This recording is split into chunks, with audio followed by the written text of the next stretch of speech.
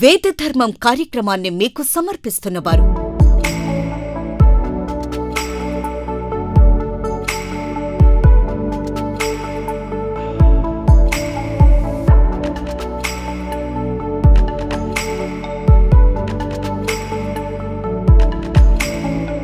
Nataraj jewellery mart, Ganganammapeta, Tenali. Phone number 9502252209. ఓం శ్రీ మహాగణాధిపతయే నమః. సరస్వత్యై నమః. శ్రీ గురుభ్యో నమః. హరి ఓం. హే గోపాలక హే కృపాజలనిధే హే సింధు కన్యాపతే హే కంసాంతక హే గజేంద్ర కరుణాపారీణ హే మాధవా హే రామానుజ హే జగత్రయ గురు హే పుండరీకాక్ష మాం హే గోపీ జననాథ పాలయ పరం జానామి నత్వాం వినా నమామి నారాయణ పాద పంకజం కరోమి నారాయణ పూజనం సదా వదామి నారాయణ నామ నిర్మలం స్మరామి నారాయణ తత్వమవ్యయం శ్రీనాథ నారాయణ వాసుదేవ శ్రీకృష్ణ భక్త ప్రియ చక్రపాణే శ్రీపద్మనాభాచ్యుత కైటభారే శ్రీరామ పద్మాక్ష హరే మురారే పరమ పావన విశ్వభావన బాంధవ ప్రకరాననా శరధీశోషణ సత్యభాషణ సత్కృపామయ భూషణ దురితతారణ సృష్టికారణ దుష్టలోక విదారణ ధరణి పాలన ధర్మశీలన దైత్యమర్దన ఖేలనా. శ్రీకృష్ణ భగవానుని దివ్య చరణారవిందములకు శతసహస్ర కోటి ప్రణామములు సమర్పిస్తూ భాగవతం, ఇది భాగవతం. భాగవతం వ్యాసమునీంద్ర విరచితం సుఖయోగీంద్రుల యొక్క గళము నుండి జాలువారినటువంటి అమృత ఫలం భాగవతం. భాగవతము భక్తి జ్ఞాన వైరాగ్య తత్వ మోక్షములను ప్రసాదించేటువంటిది భాగవతం. భాగవతమును మించినటువంటి గ్రంథం మనకు లోకంలో కనపడదు. ఆత్మజ్ఞానమునకు ప్రధానమైనటువంటిది, మానవ జన్మ సార్థకత చేసుకునేటువంటిది, సకల ధర్మములకు నిలయమైనటువంటిది భాగవతం. ఈ భాగవతంలో కర్దముడు దేవహూతికి అని పేరు కలిగినటువంటి దంపతులకు 9 మంది ఆడపిల్లల తరువాత ఒక మగపిల్లవాడు పుడతాడు. అతడే విష్ణుదేవుని యొక్క అంశతో జన్మించినటువంటి వ్యక్తి. విష్ణుదేవుడే తనకు పుట్టాడని, ఆడిన మాట నిలబెట్టుకున్నాడని కర్దముడు ఆ దివ్యమైనటువంటి ఆ బాలకుణ్ణి చూచి అనేక రకాలుగా స్తుతించాడు. కపిలుడు అని నామకరణం చేశారు. పేరుకి తన కుమారుడైన విష్ణు సంభూతుడని భావించి తన జన్మ సార్థకత చేసుకునడానికి తాను తండ్రి అయినందుకు ఆనందించి, ఏ మహనీయులు భాగవతోత్తములు పరమపుణ్యాత్ములు మోక్షగాములై ప్రయత్నిస్తారు, ఆయన అరణ్యములకు వెళ్ళి అట్టి మోక్షప్రాప్తిని పొందాడు. దేవహూతి కుమారుడి దగ్గరకు వచ్చి, సంసార చక్రములో విలవిలలాడుతున్నటువంటి నాకు ఈ మోహాంధకారము నుండి బయటపడేటువంటి మార్గము ఏది అని తెలియచేస్తూ అడిగింది. అప్పుడు ఆయన అద్భుతమైనటువంటి జ్ఞానాన్ని, తత్వజ్ఞానాన్ని అందిస్తున్నాడు. నేను, నాది అనేటువంటి అహంకార మమకారముల రూపమైనటువంటి అభిమానం వలనే కామక్రోధ లోభ మోహ మదమాశ్చర్యములు అనేటువంటివి సమూహాలు ఆవిర్భవిస్తాయి. చిత్తములోను కాకుండా, చిత్తము ఇంద్రియము వైపును మళ్లించకుండా ఈ చిత్తమును నిరంతరము నారాయణుని యందు గనక మళ్లించినట్లయితే పరమాత్మ సాక్షాత్కరిస్తాడు. ఆ పరమాత్మ ప్రకృతి కంటే అతీతుడు. అమ్మా, ఆ పరమాత్మ ప్రకృతి కంటే అతీతుడు, అభేద్యుడు, స్వయం ప్రకాశకుడు, సూక్ష్మరూపుడు, అపరిచ్ఛిన్నుడు, ఉదాసీనుడు. అటువంటి పరమాత్మను, ఆ పరమాత్మ తేజస్సు వల్ల నిస్తేజమైనటువంటి ఈ ప్రపంచాన్ని యోగి వరేణ్యులు భక్తి జ్ఞాన వైరాగ్యమైనటువంటి చిత్తంతో, యోగి వరేణ్యులు భక్తి జ్ఞాన వైరాగ్యమైనటువంటి చిత్తంతో దర్శించినటువంటి వారై మోక్ష ప్రాప్తికి సర్వాంతర్యామి అయినటువంటి శ్రీమన్నారాయణుని యందు సమర్పించినటువంటి భక్తి మార్గమే ఉత్తమోత్తమైనటువంటిది. తక్కిన మార్గాలు దానికి సాటి రావు తెలియచేశారు. ఇంద్రియార్థాల వలన శబ్దస్పర్శ రూప రసగంధాదులతోడి సంగం అసద్విషయమై దృఢమైనటువంటి బంధానికి కారణమవుతుంది తల్లి. ఆ సంగమే భగవంతుని సంబంధమైనటువంటి సద్విషయమైనప్పుడు ఈ శబ్దస్పర్శ రూపరసగంధాదులు ఇంద్రియముల యొక్క దివ్య విశేషములు, పంచ తన్మాత్రలు అంటారే, పంచజ్ఞానేంద్రియములేగాక పంచ తన్మాత్రలు అన్నారు కదా. ఆ పంచ తన్మాత్రల వైపు మళ్లించినప్పుడు బంధమవుతుంది. కర్మబంధాలు త్యజించాలి. సద్విషయమైనప్పుడు, అది భగవంతుని వైపు మళ్లించినప్పుడు మనస్సు, బుద్ధి, చిత్తము, అహంకారము అనేటువంటి అంతఃకరణల సంయమానికి హేతువై సత్పురుషులు తెరిచినటువంటి మోక్షద్వారం అవుతుంది. ఇది విద్వాంసుల యొక్క అభిప్రాయము తల్లి. సహన స్వభావం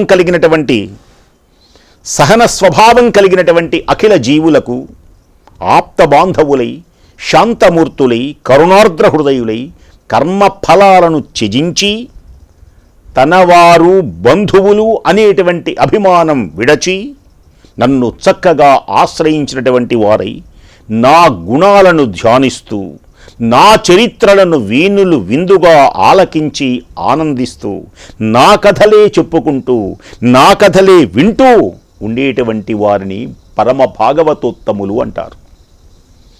భాగవతోత్తముల యొక్క దివ్య చరితలే భాగవతంలో ఉండేవి. భాగవతోత్తములు అంటే పరమ భాగవతోత్తములు, భాగవతులు కోరే మార్గము ఏది అంటే యోగ మార్గం. ఆదిదేవుని పాద సేవే భవపయోధికి నావా,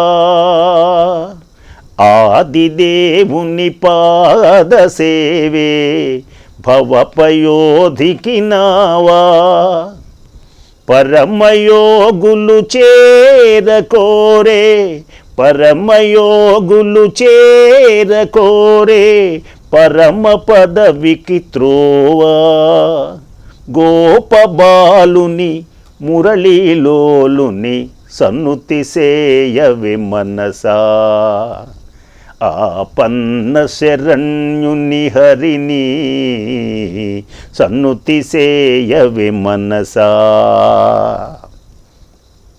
సంసార సాగరం దివ్యమైనటువంటి భాగవతోత్తములు ఎవరు అంటే ఆ హరి యొక్క గుణగానములు చేస్తూ, హరి యొక్క చరిత్రలు వింటూ, ఆ కథలే చెప్పుకుంటూ ఆనందించేటువంటి వ్యక్తులు ఎవరైతే ఉన్నారో వారే. అటువంటి వారికి ఆధ్యాత్మిక, ఆధి భౌతిక, ఆధి దైవికములనేటువంటి తాపత్రయములు ఏమీ చెయ్యలేవు. అటువంటి సర్వసంగ పరిత్యాగులైనటువంటి పరమ భాగవతోత్తముల సాంగత్యం మాత్రమే కోరుకోతగినటువంటిది. ఎప్పుడు కూడా పరమ భాగవతోత్తములైనటువంటి వారి వెంటనే ఉండాలి, వారితోనే తిరగాలి, నిరంతరమైనటువంటి భజన చేయాలి. చూడండి, అందరూ చాలామంది రంగా రంగా రంగాయనండి, ఐహిక సుఖములు త్యజించాలి, ఇవి క్షణికములని భావించాలి. వీటిలోనే మహిమమున్నది అనేటువంటి అజ్ఞానాన్ని పోగొట్టుకొని నారాయణుని యొక్క దివ్య చరణ సన్నిధియే, ఆయన కథలే పరమ పవిత్రమైనవని భావించాలి. కాబట్టి పరమ భాగవతోత్తముల యొక్క సాంగత్యాన్నే మనం కోరుకోవాలి. అది సకల దోషాలను నివారిస్తుంది. అటువంటి వారి స్నేహం వలన సర్వప్రాణుల యొక్క హృదయాలలో, చెవులలో సుధారసం చిందించేటువంటి నా కథా ప్రసంగాలు ప్రాప్తిస్తాయి. మధురం మధురం ఆనందం. ఆ చెవులకు అమృతాన్ని కలిగించేవి నారాయణుని యొక్క దివ్యమైనటువంటి పాటలు, కథలు, ఆయన దివ్య లీలలు. నా గుణాలు వినటం వలన క్రమ మార్గంలో శీఘ్రంగా మోక్షాన్ని ప్రసాదించేటువంటి శ్రద్ధా భక్తులు మీకు ఉదయిస్తాయి. ఎవడు నేను కావించినటువంటి విశ్వసృష్టిని, నా లీలా విహారాలను తలపోస్తూ అందువల్ల ప్రభవించినటువంటి భక్తి చేత ఇంద్రియ సుఖాలకు కనిపించేవి వినిపించేవి అయినటువంటి ఇహలోక పరలోక సుఖాలను కోరుకోకుండా మనోనిశ్చలత్వం కోసం చక్కని యోగ మార్గాన్ని ఎవడైతే అవలంబిస్తాడో అతడిని యోగి అని చెప్పబడతారు.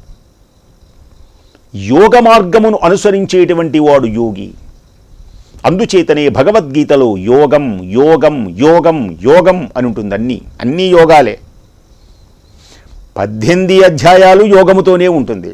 యోగమే అంటే మనోనిశ్చలత్వం కోసం చక్కని యోగ మార్గాన్ని అవలంబించాలి. యుగం అంటే చిత్త వ్యాపారములను నిరోధించుటయే యోగం. అదే చెబుతున్నారు ఇక్కడ. మనస్సుని అన్యం కావింకకుండా నారాయణుని యందు లగ్నం చెయ్యాలి. అటువంటి ఏ యోగి ఉన్నాడో ప్రకృతి గుణాలను అనుసరించటం వలన, వైరాగ్యాన్ని పెంపొందించేటువంటి జ్ఞాన యోగం వలన, ఆత్మార్పణ రూపమైనటువంటి భక్తి యోగం వలన సాక్షాత్కరించినటువంటి ఆత్మస్వరూపం గల నన్ను తన హృదయాంతరాళాలలో నిలుపుకుంటాడు అతడే.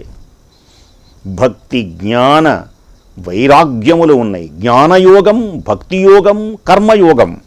ఈ యోగములలో అనేక విభాగములు ఉన్నాయి. వైరాగ్యాన్ని ప్రసాదించేదేమో జ్ఞానయోగమైతే ఆత్మార్పణ రూపమైనటువంటిది భక్తియోగం.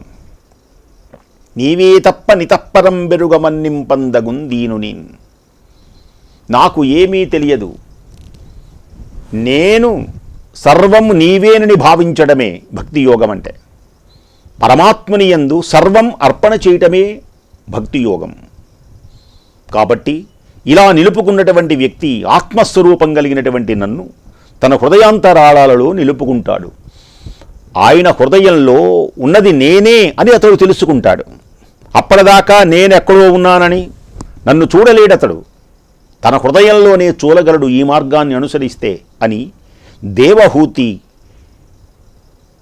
ఇలా పలుకుతున్నటువంటి కపిలునితో దేవహూతి అంటున్నది. చక్కగా చెబుతున్నాడు కపిల మహర్షి. దేవహూతి కపిలునితో అంటున్నది మరల ఏమని? ఏ భక్తి నీ గుణాలకు అంకితమై ఉంటుందో, ఏ భక్తి సంసార తాపాలను పాపాలను పోగొడుతుందో, ఏ భక్తి శీఘ్రంగా మోక్షలక్ష్మిని చేకూరుస్తుందో ఆ భక్తి స్వరూపాన్ని నాకు బాగా తెలిసేటట్లు దయచేసి చెప్పు అన్నది. ఎంత గొప్ప మాట! ఏ భక్తి భవద్గుణపరమై, ఏ భక్తి భవద్గుణపరమై, భవపాప ప్రణాశమై, ముక్తి శ్రీలాభమురయమున చేయునో, ఆయా భక్తి విధంబు తెలియనానతీవే. ఏ భక్తి నీ గుణాలకు అంకితమై ఉంటుందో, ఏ భక్తి సంసార తాపాలకు పాపాలను పోగొడుతుందో, ఏ భక్తి శీఘ్రంగా మోక్షలక్ష్మిని చేకూరుస్తుందో అట్టి భక్తి స్వరూపాన్ని నాకు తెలియచేయి స్వామి అని దేవహూతి కపిల మహర్షిని అడిగింది. అంతేకాక నీ చేత పేర్కొనబడినటువంటి యోగ విద్యను, అందలి విభాగాలను, అందులో కలిగినటువంటి తత్వార్థాలను సంపూర్ణంగా సుస్పష్టంగా మందబుద్ధినైనటువంటి నాకు తెలిసే విధంగా తెలియచేయి అనగానే కన్న తల్లితో కపిలుడు ఇలా అంటున్నాడు. మాతా మాతా సద్గుణపూత యోగ లక్షణ సమేత విను తల్లి. మాతా సద్గుణపూత యోగ లక్షణ సమేత విను. జగత్తులోని సకల పదార్థాలకు సంబంధించినటువంటి యథార్థ స్వరూపం పూర్తిగా తెలియచేసేవే వేదాలు. జగత్తులో ఉన్నటువంటి సకల పదార్థాలకు సంబంధించిన యథార్థ స్వరూపాన్ని తెలియచేసేవి వేదములు అంటారు. వేద సంబంధమైనటువంటి సత్కర్మలు, సదాచారాలు, వేద విహితమైనటువంటి కర్మలు చేయటం వలన దేవతలు సంతృప్తులవుతారు. సదాచారాలు వేదవిహితమై ఉండాలి, సత్కర్మలన్నీ వేదవిహితమై ఉండాలి, వేదము పలికినటువంటి విధంగా మాత్రమే చెయ్యాలి, మిగతా రకంగా చెయ్యడానికి వీల్లేదు. వేదం ప్రభు సంహితం, వేదం శాసిస్తుంది. నేను ఇలా చేస్తాను అంటే వేదం ఒప్పుకోదు, ఎదురు సమాధానం చెప్పకూడదు వేదానికి. తల్లిదండ్రుల యందు వినయ విధేయతలు కలిగి ఉండాలి అంటే నేను తల్లిని తిడతాను అంటే వేదం ఒప్పుకోదు. గుర్తుపెట్టుకోండి, అంతే. అది శాసనం, దైవ శాసనం. మన ఒక రాజు శాసనం చేస్తే ఆ శాసనానికి ఏ విధంగా కట్టుబడి ఉండాలో వేదం కూడా శాసనమే. పురాణాలు వేరు, కావ్యాలు వేరు. వేదం శాసనం, పురాణం మిత్ర సంహితం, కావ్యం కాంతా సంహితం, వేదం ప్రభు సంహితం. ఒక ప్రభువు శాసనం చేస్తే ఏ విధమైనటువంటి శాసనం ఉన్నదో ఆ విధమైనటువంటి శాసనం ప్రకారమే నడవాలి. వేద సంబంధమైనటువంటి సత్కార్యాలే చెయ్యాలి, సదాచారాలే చెయ్యాలి. అప్పుడు దేవతలు సంతృప్తులవుతారు. సహజము, నిర్హేతుకము అయినటువంటి భగవంతుని సేవారూపమైనటువంటి భక్తి ముక్తి కంటే గొప్పది. తెలుసుకో. జీర్ణాశయంలో ఉన్నటువంటి జఠరాగ్ని తిన్న అన్నాన్ని, జీర్ణాశయంలో ఉన్నటువంటి జఠరాగ్ని తిన్న అన్నాన్ని జీర్ణం చేసినట్లుగా, జీర్ణాశయంలో ఉన్నటువంటి జఠరాగ్ని తిన్న అన్నాన్ని జీర్ణం చేసినట్లుగా భగవద్భక్తి జీవులు కావించినటువంటి సర్వకర్మలు, కర్మ ఫలాలు లోగుంటుంది. అందువలన జీవుని లింగమయ శరీరం నశిస్తుంది. విష్ణుభక్తి విశేషాలు వివరిస్తాను విను. కొందరు మహాత్ములు నిర్మలమైనటువంటి భక్తితో నా పాదపద్మాలను తన హృదయ పద్మాలలో పదిలపరుచుకొని ఎంతో కుతూహలంగా పరస్పరం సంభాషించుకుంటూ ఆ సంభాషణలో నా దివ్య స్వరూపాన్ని, నా లీలా విశేషాలను కొనియాడుతూ ఉంటారు. మన బోటి వాళ్ళు మేమేం చేస్తున్నాము అంటే భక్తితో ఆయన పాదపద్మాలను ఆయన వర్ణిస్తూ, ఆయన కీర్తనలు గీస్తూ, ఆయన పాటలు పాడుతూ ఆయన యొక్క గుణగానాలు చేస్తూ ఉన్నాం, కొనియాడుతూ ఉంటారు. వారు సర్వదా తమ సమస్త కర్మలను నాకే అర్పించి భక్తి పరవశులై ముక్తిని కూడా వాంఛింపరు, మోక్షాన్ని కూడా ఇష్టపడరు. కొందరు గోపికలు ఉన్నారనుకోండి, వాళ్ళు ఇక్కడే ఉంటారు. వాళ్ళకి మోక్షం అని, ఈ తత్వజ్ఞానం అని ఏమీ తెలియదు. శ్రీకృష్ణుని ఉండడమే, శ్రీకృష్ణుడు సుఖంగా ఉండడం, శ్రీకృష్ణుని మాటలు వినటం, శ్రీకృష్ణుని పాటలు పాడటం, ఇంతకు తప్పితే ఏమీ లేదు. ఇంకో లోకానికి వెళ్తారంటే వెళ్ళరు, వాళ్ళు ఇంటికి వెళ్ళమంటే వెళ్ళరు, వాళ్ళు ఏమీ చేయరు, ఎప్పుడు అలాగే కూర్చుంటారు. ఇదొక ఆనందం. తపస్సు చేసుకోండి అంటే చేసుకోరు, వాళ్ళు ఉపవాసాలు ఉండమంటే ఉండరు, శ్రీకృష్ణుని చుట్టూనే ఉంటారు, పెరుగు పాలు తింటారు, మేగళ్ళ తింటారు, గంతులేస్తారు, నాట్యం చేస్తారు, శ్రీకృష్ణుడితో ఆనంద పారవస్యం చెందుతారు. సమస్త కర్మలు ఆయనకే అర్పించేశారు. ఇది భక్తి పరవశులై ముక్తిని కూడా కోరుకొనరు వాళ్ళు. మరికొందరు భాగవతోత్తములు ఉంటారు. ఇందాక చెప్పిన వాళ్ళు ఒక రకమైతే, వారు ప్రసిద్ధికెక్కినటువంటి నా పురాణ స్వరూపాలను స్మరిస్తూ ఉంటారు. ఎప్పుడు పురాణం చెబుతూ ఉండడం. మేము మంచి మాటలు చెప్తాం కదా. అందాలు చిందే ముఖాన్ని, కరుణారసం విరజిమ్మేటువంటి అరుణారుణ నేత్రాలు కలిగినటువంటి భక్తులకు వరాలు ప్రసాదించేటువంటి నా దివ్య అవతారాలను, వాటి వైభవ విశేషాలను నిలుపుకుంటూ ఉంటారు. నారాయణుని సేవించండి, నారాయణుని వర్ణిస్తారు వీరు. అవి ఇప్పుడు మనం చెప్పుకుంటూ ఉన్నాం కదా మధ్య మధ్యలో, ఆయన యొక్క వర్ణన, ఆయన యొక్క విశేషం. తమ భక్తి యోగ మాహాత్మ్యం వలన అలాంటి నా సల్లాపాలను స్మరించుకుంటూ కొనియాడుతూ ఉంటారు వీళ్ళందరూ. నవనవోన్మేషమైనటువంటి నా అవయవ సౌందర్యాన్ని, సుందరమైనటువంటి నా మందహాసాన్ని, మనోహరమైనటువంటి నా మధుర వాక్కులను మాటి మాటికి మననం చేసుకుంటూ మనస్సు ప్రాణం పరవశించగా మోక్షం మీద అపేక్ష లేకుండా ఉంటారు వీళ్ళు. నన్నే వర్ణిస్తుంటారు, ఏమి రూపం కస్తూరీ తిలకం లలాట ఫలకే వక్షస్థలే కౌస్తుభం. ఏమి వనమాలి వాసుదేవ, వనమాల ధరించినవాడా, చిరునవ్వులు చిందించేటువంటి వాడా, నవనవోన్మేషమైనటువంటి అవయవ సౌష్ఠము కలిగినటువంటి వాడా. ఆయన యొక్క రూపాన్ని కన్నీయన్ రుక్మిణి, అవయవ సౌష్ఠవ సౌందర్యం చూడండి, ఇది కూడా భక్తే. కన్నీయన్ రుక్మిణి చంద్రమండలముఖున్ కంఠీరవేంద్రావలగ్నున్ చారుతరవక్షున్, విశాలమైన వక్షస్థలం కలిగిన వాడు. ఇలా అవయవ సౌష్ఠవ సౌందర్యాన్ని వర్ణిస్తూ ఉంటారు. మందహాసాన్ని, ఆ మందహాసము, ఆ చిరునవ్వులు చాలు. ఆ మందహాసములో ఈ లోకములన్నీ, నీ చిరునవ్వులు మధురం మధురం, వసనం మధురం, హసితం మధురం, మధురాధిపతే మధురం మధురం, మనోహరమైనటువంటి మధురవాక్కులు వింటూ మోక్షం మీద ఆసక్తి లేకుండా వీళ్ళుంటారు కొందరు. అలా మోక్షానికి ఆసక్తి లేనటువంటి వారు అనిమాది అష్టసిద్ధి సంసేవితము, శాశ్వతమైనటువంటి ఆనంద సంధాయకము, వర్ణనాతీతము, మహిమోపేతము, మహోన్నతము, సంపూర్ణ వైభవోపేతము, సర్వలక్షణ సముల్లితము, మహోన్నతమైనటువంటి వైకుంఠ ధామాన్ని అందుకుంటూ ఉంటారు. వీళ్ళు మోక్షము అక్కరలేదన్నా వీళ్ళకి ఆ వైకుంఠ ప్రాప్తి అవుతుంది.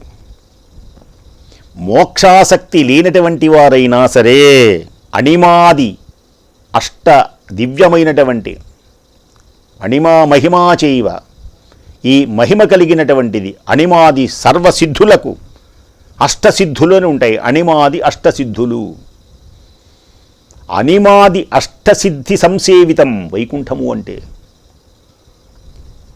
శాశ్వత ఆనంద సంధాయకం వైకుంఠము అంటే.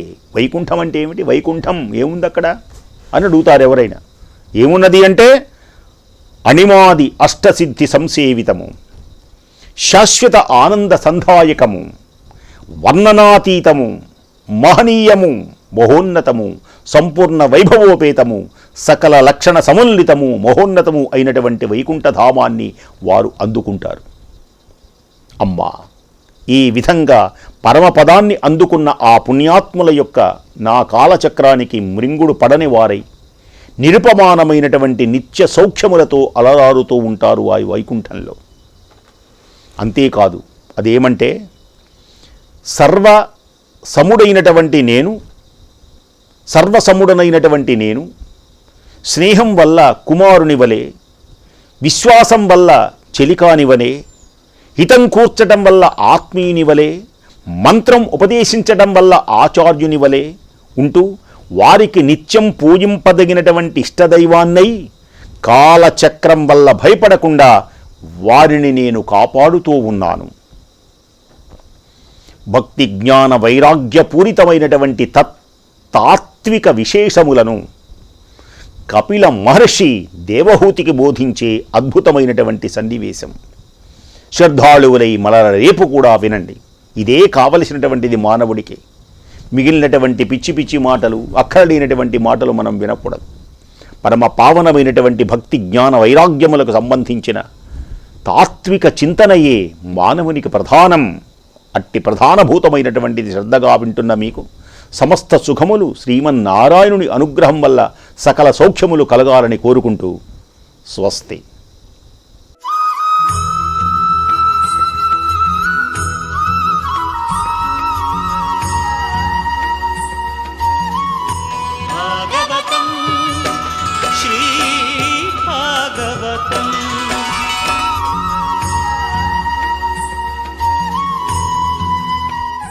వేదధర్మం కార్యక్రమాన్ని మీకు సమర్పిస్తున్నవారు